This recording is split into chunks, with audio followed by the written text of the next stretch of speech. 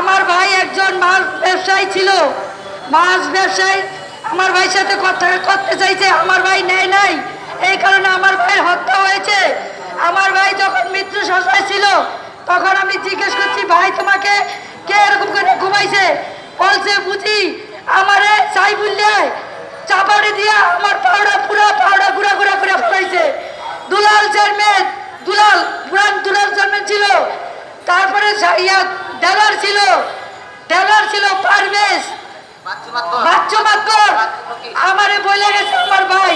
আমি অত কিছু আর জিজ্ঞেস করি নাই, আমার ভাই কষ্ট পাইব দেখে আমার ভাই আমি কষ্ট দেই নাই।